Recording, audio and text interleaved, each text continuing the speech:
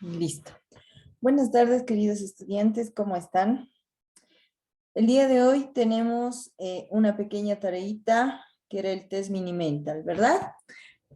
Lo vamos a dejar para el final de la clase, ya que debido a temas de internet es que me he retrasado en lo que es la conexión, ¿ya? Así es que vamos a iniciar nomás con lo que es el avance de la materia, ¿ya?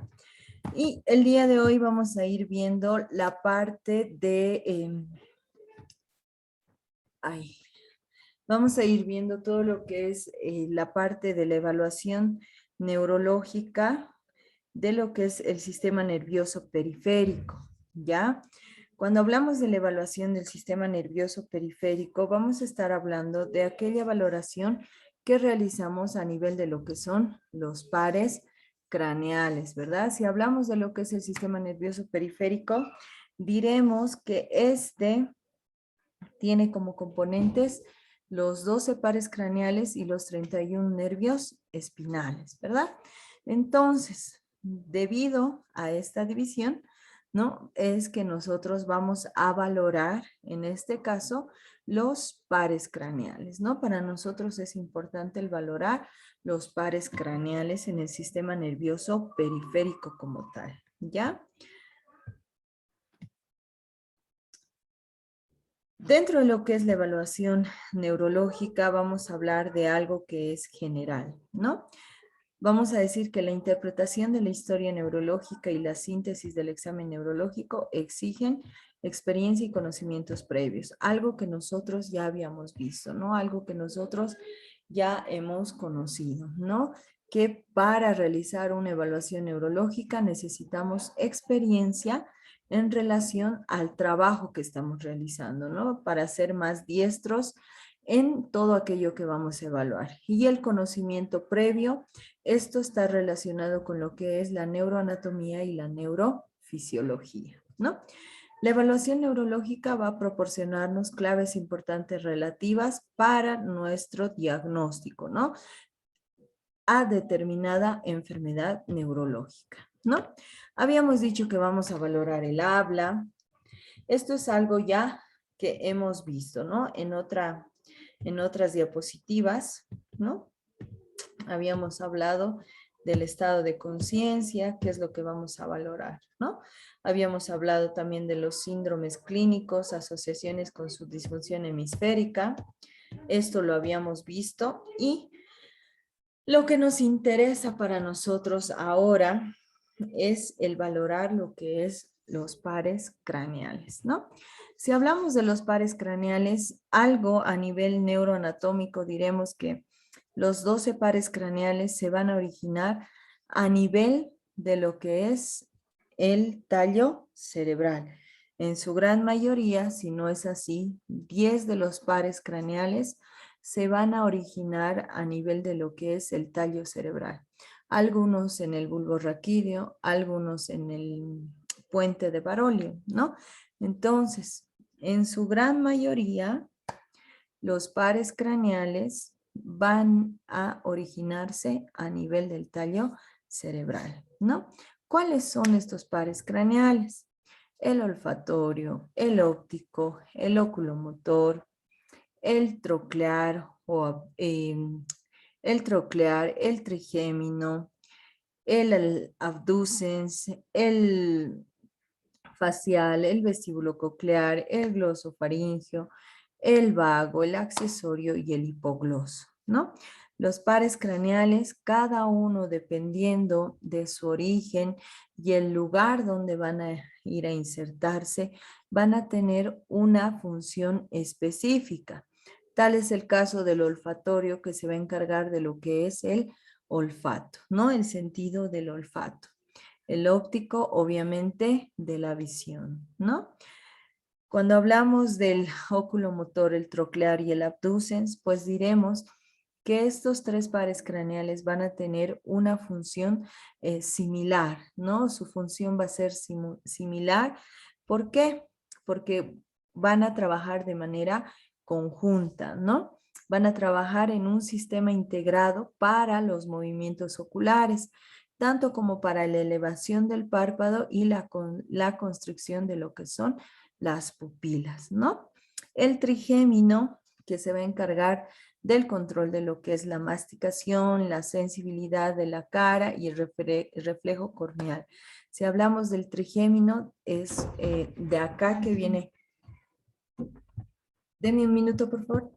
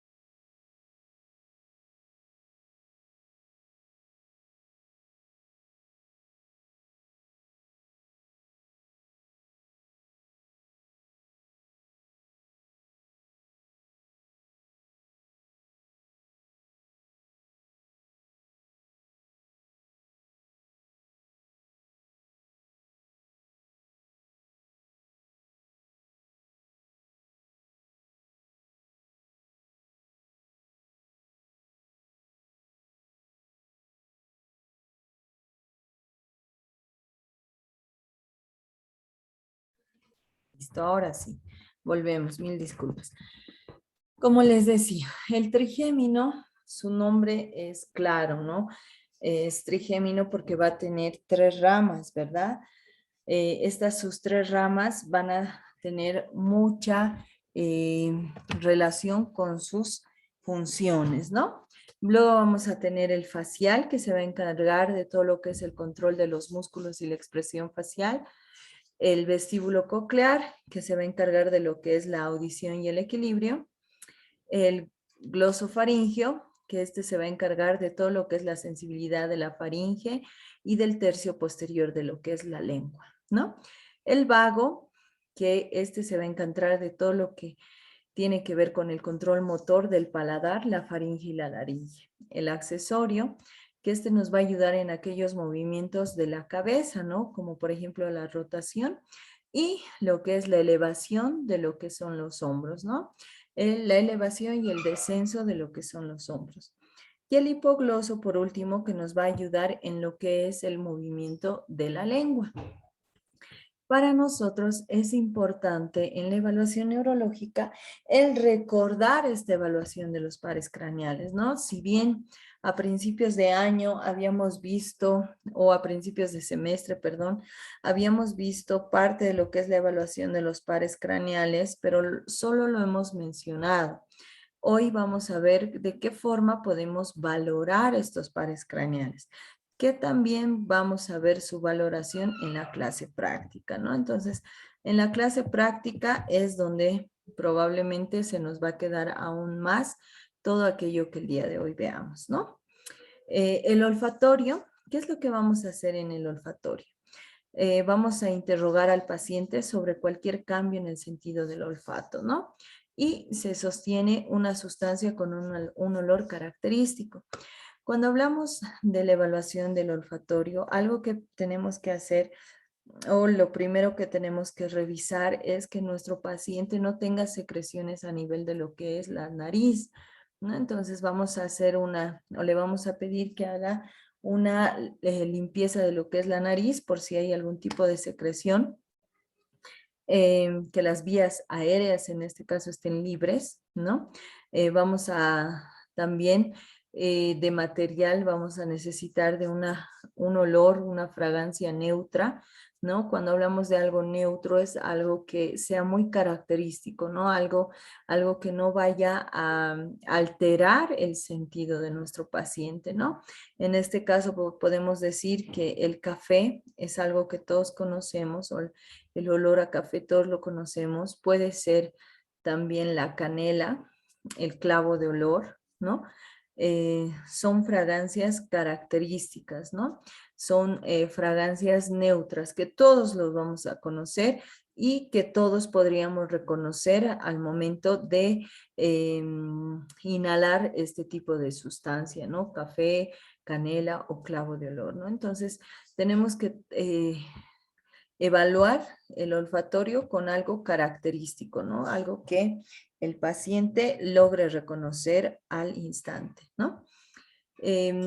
Algo que sí les pido es que tengan mucho cuidado de valorar el olfatorio con algún tipo de perfume, con algún tipo de sustancia ácida o un olor demasiado fuerte, ¿no? Por ejemplo, alguno de ustedes probablemente en algún momento evaluó este par con un perfume. Eso no es dable, ¿ya? No es dable, ¿por qué? Porque un perfume puede tener una fragancia, si bien característica, pero al aroma que presenta, ¿no? No una fragancia característica de que todos puedan reconocer. Entonces, por eso se descarta el perfume. Además, vamos a descartar el perfume. ¿Por qué? Porque muchas veces su fragancia es demasiado fuerte, ¿no? Entonces, lo que puede generarle al paciente, en este caso, en esta situación, es que el paciente pueda, tal vez podamos generarle al paciente un vómito, una arcada, o podamos despertarle un dolor de cabeza o una migraña, ¿no? En este caso, una cefalea o una migraña, ¿no? Que si el paciente padece de lo que es una migraña, pues puede ser algo contraproducente el valorar este par, ¿no? Entonces, prefiero darles las medidas necesarias para que ustedes no cometan el error, ¿no? Lo que vamos a hacer es realizar una valoración comparativa de una narina con la otra y vamos a cubrir los ojos del paciente, ¿no? Seguidamente vamos a valorar lo que es el óptico, ¿ya?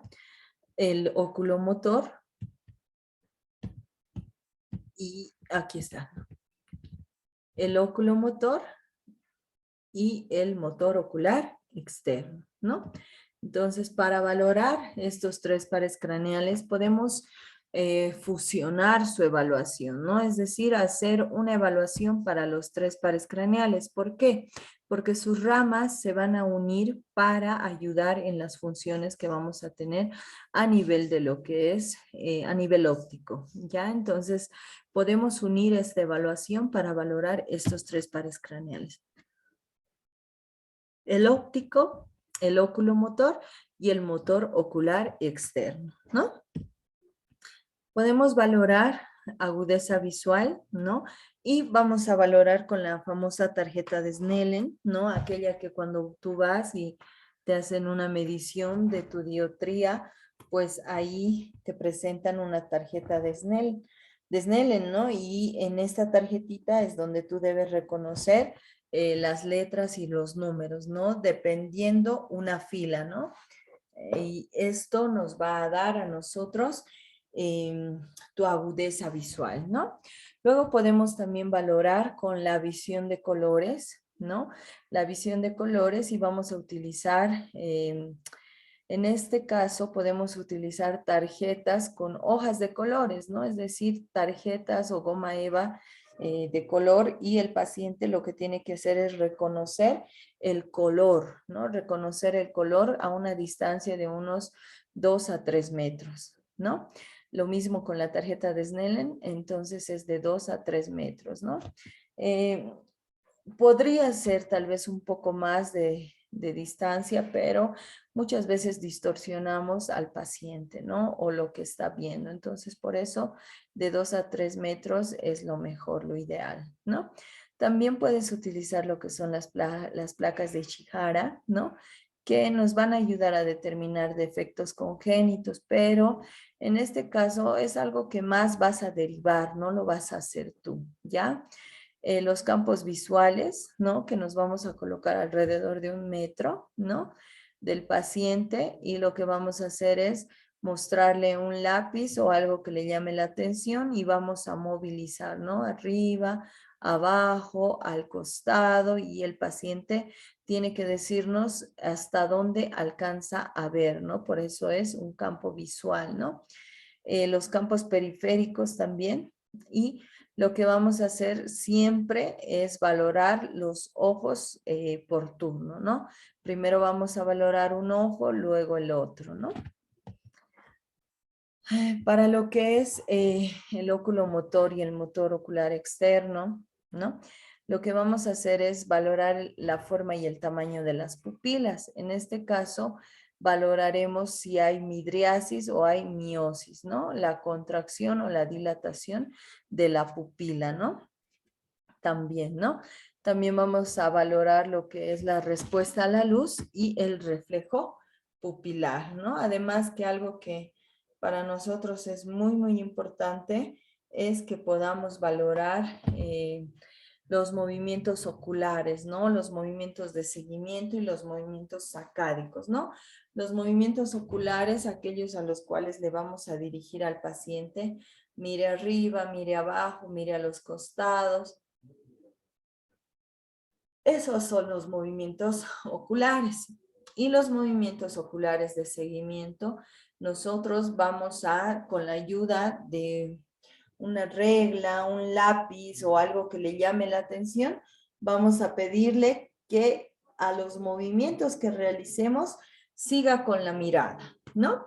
Y los movimientos sacádicos, ¿no? Es decir, si nuestro paciente puede realizar movimientos de un lado para el otro, de arriba a abajo, de arriba abajo, de un lado para el otro, si no tiene dificultad en estos movimientos, ¿no? Porque le puedo decir, miramos arriba, abajo, al costado, o costado derecho, costado izquierdo, abajo, y el paciente tiene que seguir esa instrucción, ¿no?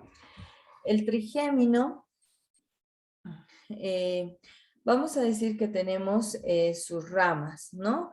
Vamos a tener una rama motora y una rama sensorial, ¿verdad?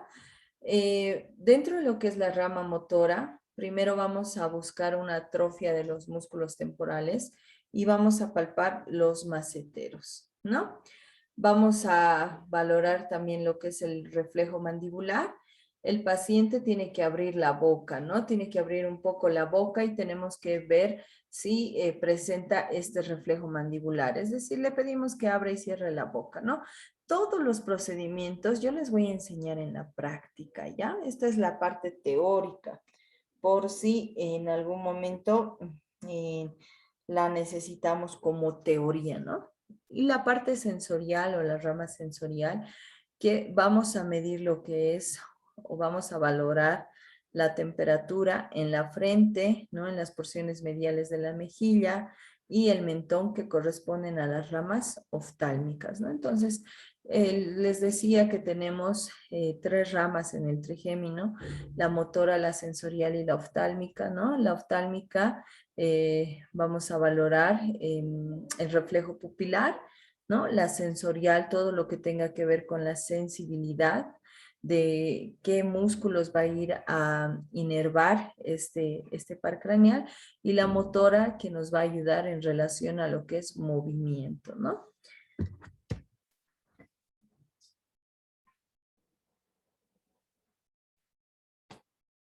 Luego tenemos lo que es el facial, ¿no? El facial que también va a tener una rama motora y una rama sensitiva. En la rama motora se va a inspeccionar lo que es la cara del paciente en busca de algún tipo de asimetría, ¿no? O asimetrías a nivel de lo que son los pliegues nasolabiales, ¿no? Los de la comisura de la boca, los movimientos de la mímica, ¿no? Por ejemplo, le podemos decir, eleve las cejas, cierre los ojos, ponga cara triste, cara renegada, ¿no? Entonces, esos movimientos de lo que son la mímica le vamos a ir pidiendo que realice al paciente, ¿no? Y cuando vemos lo que son las asimetrías, vemos si hay algo que probablemente está fuera de su lugar, ¿no? A nivel de la carita, ¿no? Le vamos a pedir que sople, que silbe, que sonría, ¿no? Y al valorar lo que es la rama sensorial, pues valoraremos lo que es el gusto, y lo que vamos a hacer es aplicar sustancias, ya sean saladas, ¿no? La teoría nos dice que iniciemos con saladas, hacemos la evaluación con sustancias saladas, podemos hacer con algo ácido y por último con algo dulce, ¿ya? El vestíbulo coclear. El vestíbulo coclear se va a encargar de lo que es la audición, ¿no? El vestíbulo coclear, cuando realizamos una evaluación detallada, va a requerir de lo que es una audiometría, ¿no? Cuando valoramos el área de la audición o la rama coclear en el vestíbulo coclear, probablemente algunas situaciones escapen de nuestras manos y vamos a derivar a nuestro paciente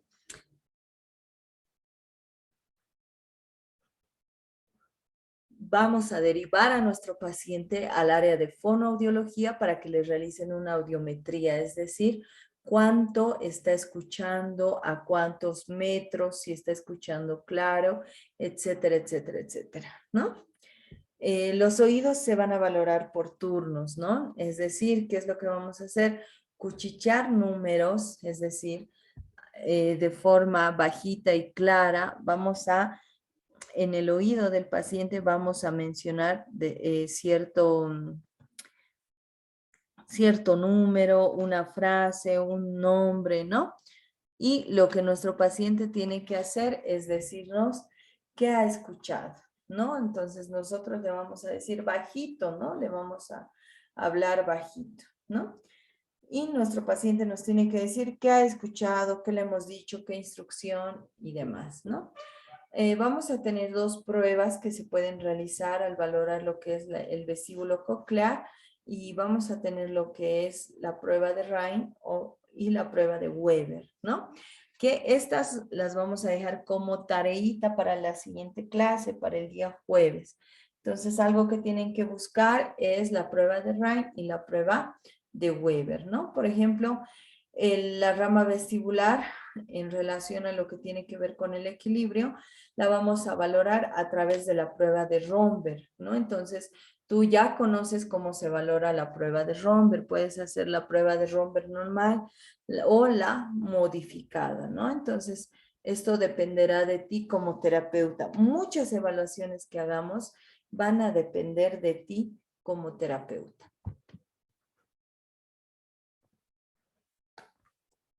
Luego vamos a tener al glosofaringeo y al vago, ¿no? Que estos dos pares craneales los vamos a valorar en su conjunto, ¿no? Es decir, que podemos valorar ambos, ¿no? La valoración de la disfonía se va a basar en la calidad del habla, ¿no? Si es ronca o baja. La entonación nasal, si es débil, la entonación nasal, si esto se va a deber o una causa va a ser lo que es la debilidad del paladar, ¿no? Y lo que es la parte sensorial, vamos a valorar lo que es el reflejo nauseoso, ¿no? Esto con la ayuda de un bajalenguas, ¿no? Uno de los más fáciles de evaluar el accesorio y más que todo para nosotros. ¿Por qué? Porque generalmente en nuestras consultas nuestros pacientes van a llegar con una molestia de que el accesorio se está viendo lesionado. Si bien no hay una lesión ya instaurada, la agresión se va a reportar antes de tiempo, ¿no? Entonces, esta agresión a este par craneal vendrá con dolores a nivel de lo que es el cuello, vendrá con cefalea, vendrá probablemente con algún tipo de náusea, con algún tipo de vómito, ¿no? ¿Por qué? Porque hay lesión, ¿no? Entonces, para evaluar qué necesitamos, ¿no? Giramos la cabeza del paciente hacia uno y otro lado y se evalúan los músculos, ¿no? Es decir, vamos a valorar la potencia de los músculos. También vamos a tener a lo que es el esternocleidomastoideo, ¿no? Que vamos a valorarlo igual en movilizaciones pasivas a los laterales y hacia abajo, ¿no? También vamos a valorar lo que son los trapecios y esto lo vamos a realizar a través de una palpación y vamos a ir demostrando los músculos, ¿no? Esto para ver su movilidad y su sensibilidad, ¿no? El accesorio para nosotros también es importante, ¿no? El hipogloso, que habíamos dicho que el hipogloso se va a encargar de lo que es de lo que es la exploración de los movimientos de la lengua, ¿no? La lengua, por ejemplo, mientras reposa en el suelo de la boca, ¿no? Vamos a pedirle al paciente, mientras hay ese reposo o esté descansado, que mueva, ¿no? Que realice movimientos de la lengua, arriba, abajo, a los costados. Entonces, lo que nosotros tenemos que ir a valorar es el movimiento de esa lengua, ¿no? ¿Y cuál va a ser nuestro inicio? Nuestro inicio será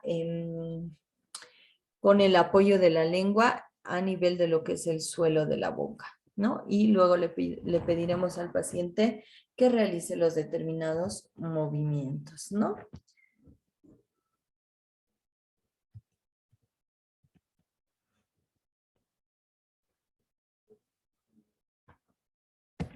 Ya. Dentro de lo que es la evaluación neurológica, algo así flash, que esto también ya lo hemos visto, pero acá quiero que vean algo importante en estas diapositivas, es el examen o la evaluación, en este caso, al sistema motor, ¿no? Eh, Primero, cuando nosotros realizamos la evaluación, lo que tenemos que hacer es primero una inspección. Al hacer esta inspección, veremos todo lo que tiene que ver con postura, atrofia muscular, fasciculaciones, movimientos involuntarios, ¿no? Entonces tú ya tienes que ir ganando un panorama de aquello que tú quieres evaluar, de aquello que tú quieres trabajar en tu paciente, ¿no? La marcha, para valorarla, podemos hacer la prueba de Romberg en relación a equilibrio, pero una de las más indicadas en este caso es la prueba de Tinetti, ¿ya?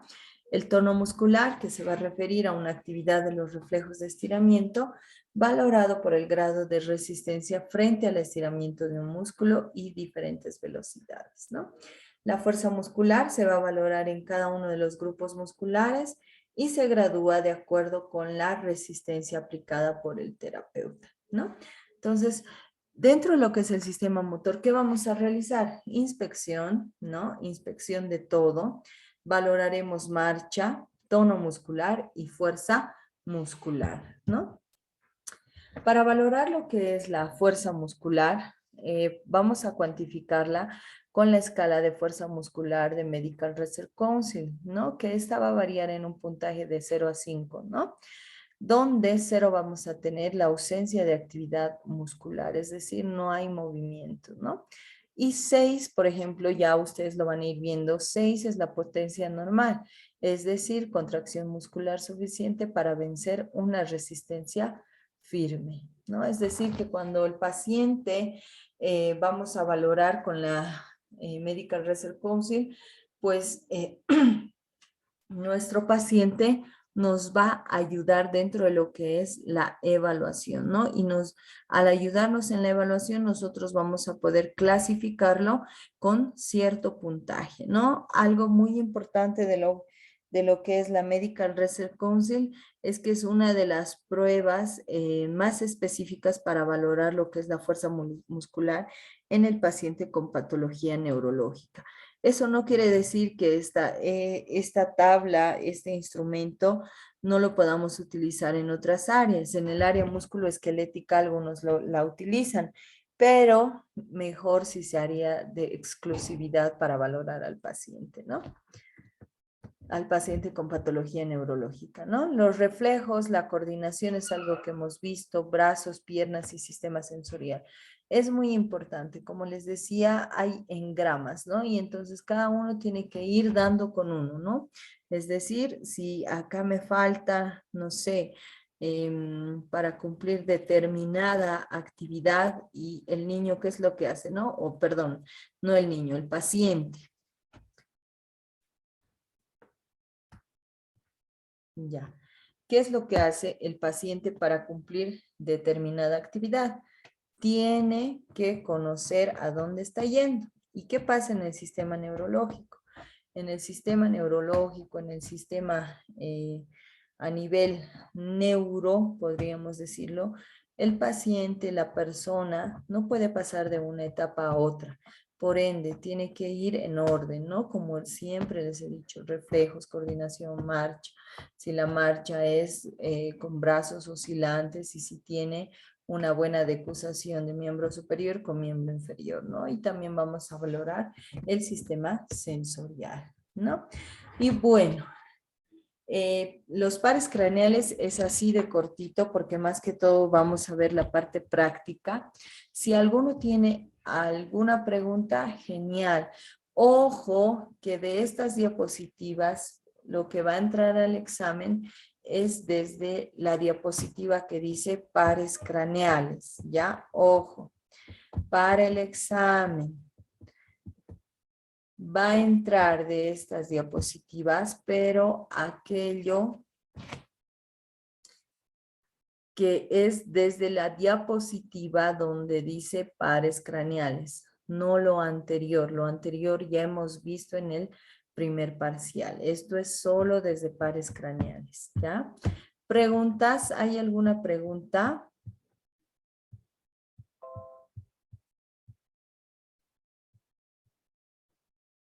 Hola. Bueno, yo creo que no.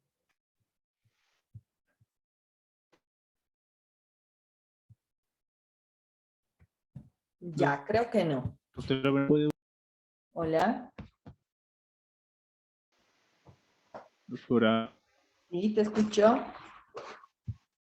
doctora, ¿puede volver a reiterar, por favor? ¿Qué quieres que reitere?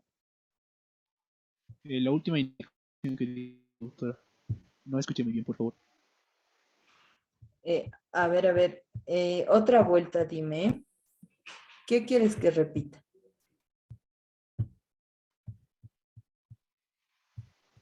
Hola, hola. Que estaba diciendo que va a ser desde acá va a ser el segundo parcial, doctora. Ah, No no, escuché eso bien. estás más perdido. Ya, a ver, ahora les doy la indicación. Pasa que estoy trayendo mi lista. Ya, a ver. ¿Sigo compartiéndoles pantalla? Sí, sigo. Ya. Les decía que del segundo parcial va a entrar desde esta diapositiva, ¿no? Obviamente que para el segundo parcial ya tenemos otros temas avanzados, tales como reflejos, evaluación de la coordinación, evaluación del lenguaje, ahora pares craneales y la siguiente inicio con la evaluación de la marcha, ¿no?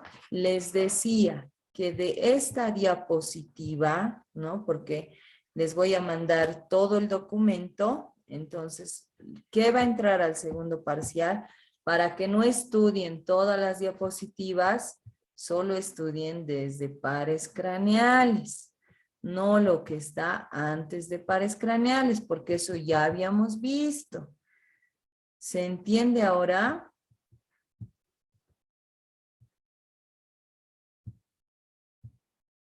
Hola. Sí, doctora, se entiende. Ahora sí, doctora, gracias. Ya. Ahora, tengo aquí una pregunta. El óptico, los movimientos oculares se evalúa un ojo por cada lado o ambos al mismo tiempo. Dependiendo, ¿no? Tenemos literaturas y siempre vamos a hacerlo de forma comparativa, pero acá vamos a tener estos dos tipos de evaluación. Podemos valorar un ojo, ¿no? Para hacer de forma comparativa cuando hay algún tipo de patología, porque ambos pueden estar fallando en relación a lo que es su campo visual. Entonces, si notas que hay algún tipo de alteración en la evaluación que es conjunta, ¿no? De los dos ojitos, entonces harás una evaluación por separado, ¿no? Y luego vuelves a hacer una evaluación comparativa, ¿no? De ambos ojitos, ¿no? Lo ideal siempre hacemos de forma comparativa, primero un lado, luego el otro, ¿no? Pero si notamos que hay alguna alteración entre un ojo con el otro,